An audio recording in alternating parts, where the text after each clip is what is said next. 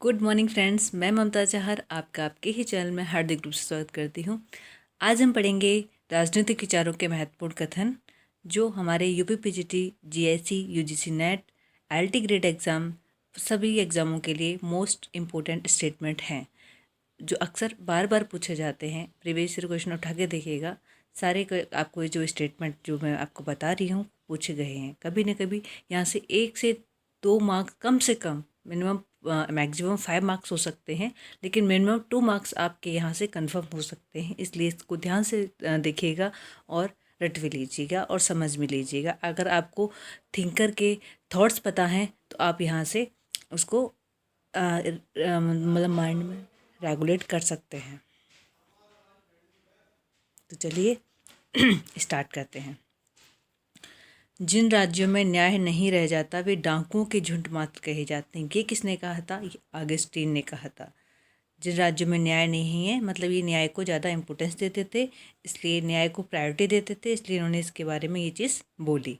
Augustine मतलब डाकुओं के झुंड, बिना न्याय के राज्य को क्या बोला? डाकुओं के झुंड। राजा तथा ईश्वर में इतनी अधिक समानता है कि ये कहना उचित है कि राजा ही ईश्वर है। ये किसने बोला? जेम्स प्रथम ने। राजा को सूर और लोमड़ी की भांति चतुर होना चाहिए। मतलब शेर के समान, सॉरी ये टाइपिंग मिस्टेक है, शेर के समान सूर और लोमड़ी की भांति चतुर होना चाहिए। मैकियावेली ने बोला था। मोस्ट इम्पोर्टेंट स्टेटमेंट है, राजा को शेर के समान सूर और लोमड़ी की भांति चतुर होना चाहिए। शेर और लोमड़ी की दोनों क्वालिटी राजा में होनी चाहिए। किसने बोला? मैकियावेली ने। व्यक्ति अपने पिता की मृत्यु को भूल सकता है किंतु पैतृक संपत्ति को नहीं भूल सकता, ये भी मैकियावेली ने बोला। मतलब इसने संपत्ति को बहुत ज़्यादा इम्पोर्टेंस बताई व्यक्ति के लिए। पिता की मृत्यु मतलब रिश्तों को नहीं, तो इन्होंने संपत्ति को ये इम्पोर्टेंस बताई कि व्यक्ति की संपत्ति का ज़्यादा इम्पोर्टेंस है व्यक्ति के लिए।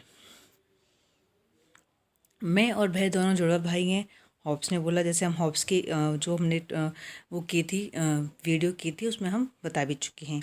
प्राकृतिक अवस्था में मनुष्य का जीवन एकांकी, दीनहीन, घृणित, पाशविक और क्षणभंगुर था, ये भी हॉब्स ने बोला। हॉब्स ने मनुष्य की जितनी भी नेगेटिव बुराई हैं उस सबको हॉब्स ने बताया। पॉजिटिव बुराई किसने बताया? पॉजिटिव जो चीज़ें हैं मनुष्य की वो किसने बताई है? लॉक ने। और मनुष्य की जो नेगेटिव चीज़ें हैं उसके बारे में डिस्कस किया है हॉब्स ने। तो नेगेटिव एरिया को या नेगेटिव पार्ट को हॉब्स ने प्रेजेंट किया है और पॉजिटिव पार्ट को लॉक ने प्रेजेंट किया है। और रूसो जो है वो दोनों का समन्वय है या दोनों का कॉम्बिनेशन है।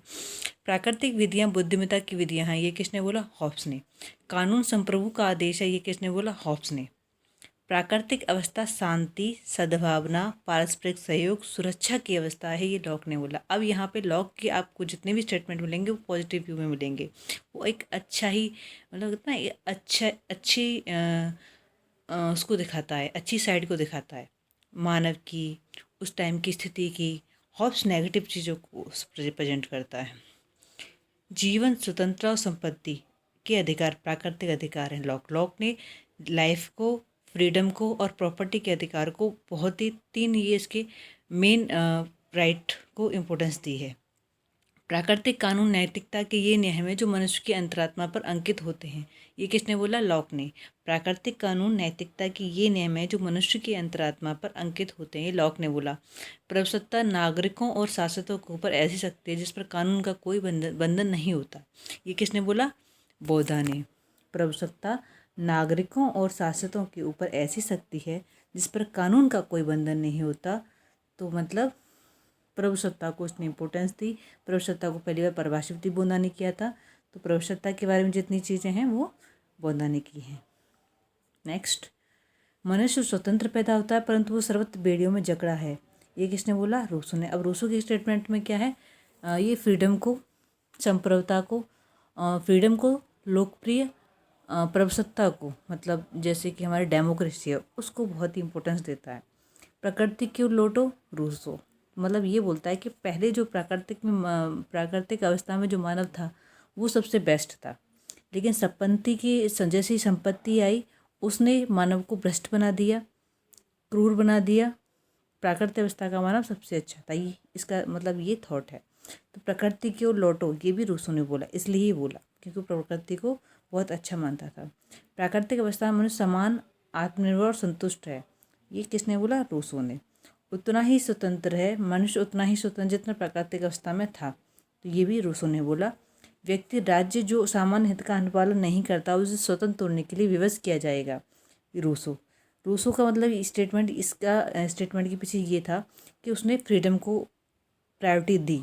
फ्रीडम को प्रायोरिटी देने के बाद भी उसने ये बोला कि अगर राज्य के अंडर में फ्रीडम लेने की राइट है, अगर विरुद्ध जाओगे तो आपकी वो फ्रीडम जो होगी पॉजिटिव फ्रीडम नहीं होगी, एक वैल्यूबल फ्रीडम नहीं होगी, उसको रोका जा सकता है, उसको आप बाध्य किया जा सकता है। लेकिन अगर आप राज्य के जो रूल्स एंड रेगुलेशन हैं उसके अंडर में आप कोई भी अपने अधिकारों का क्रियान्वयन कर रहे हैं तो कोई उसमें बुराई नहीं है, और राज्य के अंदर रहकर ही आपको बाध्य किया जा सकता है कि आप इन रूल्स एंड रेगुलेशन को फॉलो करके ही अपनी जो भी राइट्स हैं उनका उनके साथ अपनी लाइफ को एंजॉय करिए। उसके अगेंस्ट जाएंगे तो आपको बाध्य किया जा सकता है कि आप उनके अगेंस्ट ना जाएं, और उसके लिए सजा भी दी जा सकती है। व्यक्ति राज्य जो सामान्य हित का अनुपालन नहीं करता उसे स्वतंत्र होने के लिए विवश किया जाएगा। ये किसने बोला? रूसो ने। कला और विज्ञान के विकास ने मानव को खराब कर दिया है। ये किसने बोला? रूसो ने। तो कला, विज्ञान के विकास और संपत्ति, इन दोनों ने मानव को खराब कर दिया। ये रूसो का स्टेटमेंट है। वह प्रथम व्यक्ति जिसने एक भूमि के टुकड़े की चतुर्दिक बाड़ा बनाया तथा कहा कि ये मेरी है, और जिसकी अन्य व्यक्तियों ने अपनी नादानी के कारण विश्वास कर लिया, समाज का संस्थापक था। तो यह भी किसने बोला? रूसो ने।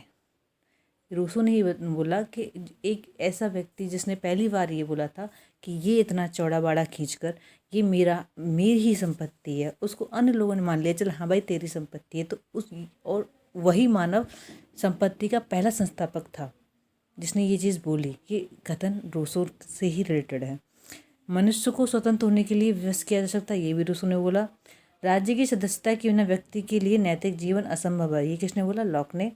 राज्य परिवार और उसकी सामान्य संपत्ति का ऐसा समूह है जो सर्वोच्च शक्ति और विवेक द्वारा शासित होता है, ये किसने बोला? बोंदा ने। तो ये थे कुछ इम्पोर्टेंट स्टेटमेंट जो हमारी आने वाली परीक्षा है, अभी एग्ज़ाम होने वाला है यूपीपीजीटी का, तो उसमें बहुत ही मोस्ट इम्पोर्टेंट है। तो आज के लिए thank you so much. Next ये सीरीज़ जारी रहेगी, अब मैं कोई गैप नहीं दूंगी, और अभी तक कितना गैप हुआ है उसके लिए सॉरी। आगे आपको ये चीज़ें कंटिन्यू मिलेंगी। अभी यूपीपीजीटी का एग्ज़ाम होने वाला है, उसके लिए मैं ये सीरीज़ चालू कर रही हूँ जिससे हमारा शॉर्ट रिविज़न कम टाइम में जल्दी हो सके। तो चलिए आज के लिए thank you so much. Have a good